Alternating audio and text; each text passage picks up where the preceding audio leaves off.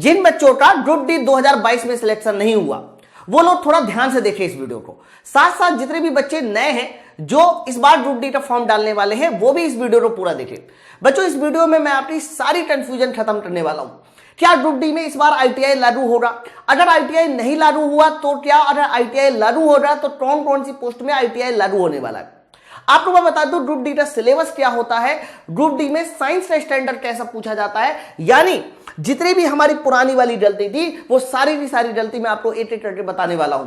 आप लोग अगर इस बार वो गलती नहीं दोहराओगे तो मैं दावा करता हूं कि इस बार जो भी वैकेंसी आएगी ग्रुप डी में उसकी एक सीट आपकी पक्की होगी।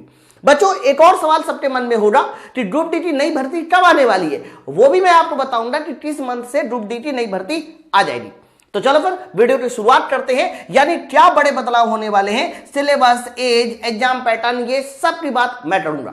बच्चों सबसे पहले मैं आप लोगों को ये बता दूं कि जब पिछली बार ग्रुप डी की भर्ती आई थी तो वो चुनाव के ठीक 1 महीने पहले आई थी। ये देखिए बच्चों आपको मैं बताऊं अप्रैल 2019 में चुनाव था और आरआरसी ग्रुप डी की जो नोटिफिकेशन आई थी वो 23 फरवरी 2019 में आ रही थी।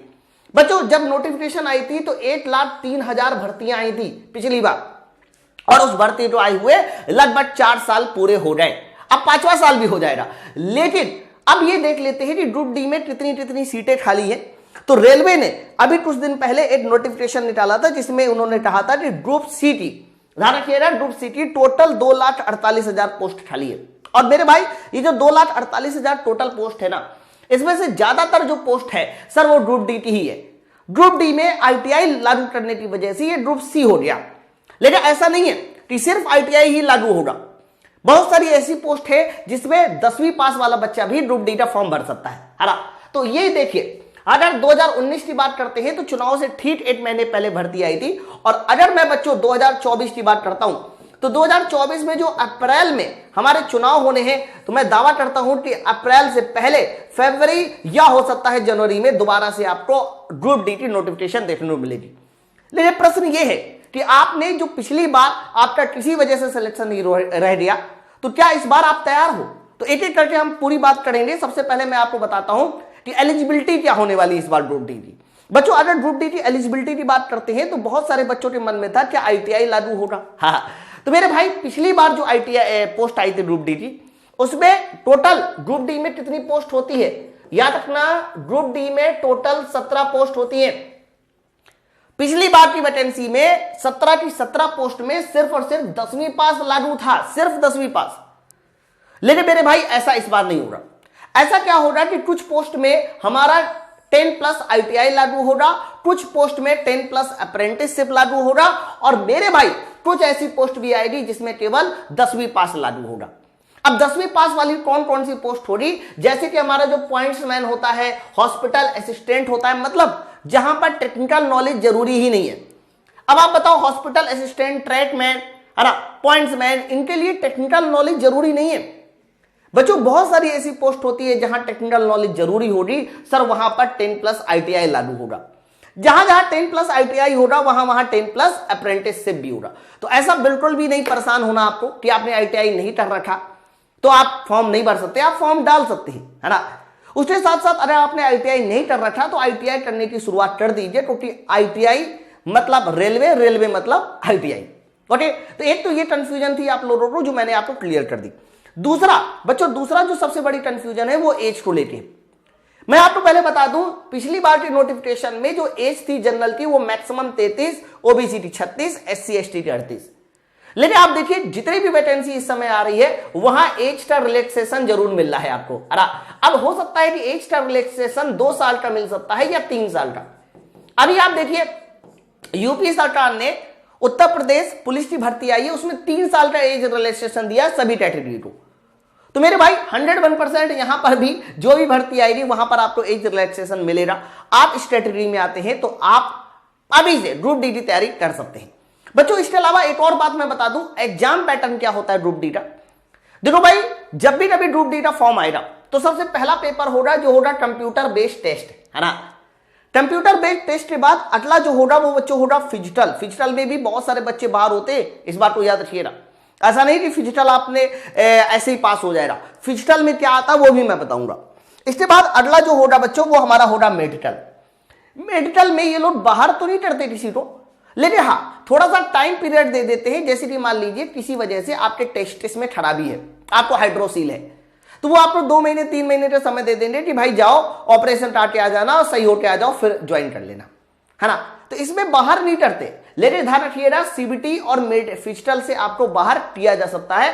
और ध्यान रखिएगा जो भी मेरिट बनेगी वो हमारा कंप्यूटर बेस्ड टेस्ट ही डिसाइड करेगा कि आप मेरिट में है या फिर नहीं। आगे आइए बच्चों, इसके अलावा और मैं बात करता हूं कि भाई सिलेबस क्या है, क्या आपको पढ़ना है। तो सीबीटी के सिलेबस में 25 नंबर ध्यान रखिएगा मैथ के पूछे जाएंगे, है ना। 30 क्वेश्चन रीजनिंग के आएंगे, 20 क्वेश्चन जीके के आएंगे और मेरे भाई 25 क्वेश्चन साइंस के आएंगे। ध्यान रखिएगा ये जो साइंस वाला है ना 25 वाला पोर्शन, ये आपका मेरिट बनाने में सबसे ज्यादा मदद करेगा, क्योंकि पिछली बार जिन भी बच्चों का सिलेक्शन हुआ या फिर जिनका नहीं हुआ वो साइंस की वजह से है, क्योंकि साइंस बहुत अच्छे स्टैंडर्ड में पूछी जाती है रेलवे एग्जाम में, है ना। बच्चों इसके अलावा मैं फिजिकल की बात करता हूं तो बच्चों मेल वाले, पहले मेल वाले कैंडिडेट सुनिए। मेल वाले कैंडिडेट को 1000 मीटर की दौड़ सर 4 मिनट 15 सेकंड में पूरी करनी होगी, और फीमेल वाले कैंडिडेट को यही दौड़ 5 मिनट 40 सेकंड में पूरी करनी होगी। तो मेल और फीमेल के लिए हमारा रेस हो गया। अगर वेट की बात करते हैं बच्चों तो मेल वाले कैंडिडेट को 35 किलोग्राम का वजन अपने एक बार में सर पे कंधे को उठाकर 2 मिनट में बताइए कितना चलना है, 100 मीटर चलना, 35 किलोग्राम का वजन, है ना। लेकिन अगर फीमेल की बात करते हैं बच्चों तो इनको 20 किलोग्राम का वजन 2 मिनट में 100 मीटर की दूरी पे चलना। तो ये हमारा फिजिकल स्टैंडर्ड होना चाहिए, बहुत ज्यादा कठिन फिजिकल स्टैंडर्ड नहीं है, एकदम आसान है। लेकिन लोड इसमें भी बाहर होते हैं, कई बार ऐसा देखा गया है कि बच्चों के 80+ नंबर भी आए लेकिन वो दौड़ नहीं कर पाए, जिसकी वजह से बाहर हो गए। अब ये तो सब आपने देख लिया, लेकिन सर सिलेक्शन कैसे हो रहा, मुझे तो पता है सर सिलेक्शन कैसे हो रहा। बच्चों मैंने पहले भी बताया है कि आपको इन सब्जेक्टों को ऐसा तैयार करना रहेगा कि आप इन सभी सब्जेक्टों के 100 नंबर के पेपर में लगभग 70+ नंबर लेके आए। तो ये 70+ नंबर लेके आएंगे ना तो फिर आपका सीबीटी 1 उसके बाद मेडिकल सब में कह सकते हो आप मेरिट बना लोगे। बच्चों पाठशाला ने पिछली बार रेलवे की तैयारी यानी आरआरसी ग्रुप डी की तैयारी यूट्यूब पर एकदम फ्री का आया था, एकदम फ्री, और उसका रिजल्ट भी देखने को मिला था। आपको मैं बता दूं पाठशाला ने केवल नंबर नहीं, सिलेक्शन नहीं, टॉपर्स दिए। आप देखिए बहुत सारे ऐसे स्टूडेंट हैं जहां पर बच्चों के 60-70 नंबर में भी सिलेक्शन हो रहे थे। मेरे भाई वो तो बहुत सारे फोटो है हमारे पास, ये सिलेक्शन वाली फोटो है, ये टॉपर्स वाली फोटो है। आप यहां जरा गौर से देखिए, ये 88 नंबर, 82 नंबर, ये सब मैंने रोल नंबर के साथ लिखा ताकि कोई बच्चा ये नहीं कह सके कि सर ये है नहीं है। अरे इसके अलावा 87 नंबर। बच्चों ऐसे ढेर सारे कह सकते हो हमारे पास टॉपर्स है जिन्होंने अपने अपने जोन में पाठशाला टीम का परचम लहराया। और इसके अलावा यही नहीं, और भी बहुत सारे टॉपर है। आप सामने एक और फोटो देखिए, आप देखिए यहां पर 80, 79 ऐसे बहुत सारे लोग हैं जिन्होंने पाठशाला का परचम लहराया है और पाठशाला के साथ अपने आप को भी नई ऊंचाइयों में पहुंचाया। लेकिन अभी बात यह है कि सर इस बार जो अगली वैकेंसी आने वाली इसका क्या। बच्चों मैं फिर से बता दूं, आपको इसके लिए अभी से तैयार होना पड़ेगा, क्योंकि ग्रुप डी का सिलेबस इतना ज्यादा भी आसान नहीं होता कि लोग जो है 80 नंबर लेके आ जाए, 90 नंबर लेके आ जाए। उसके लिए आपको आज से तैयारी करनी पड़ेगी और इसके लिए पाठशाला टीम ने हमेशा आपका साथ दिया।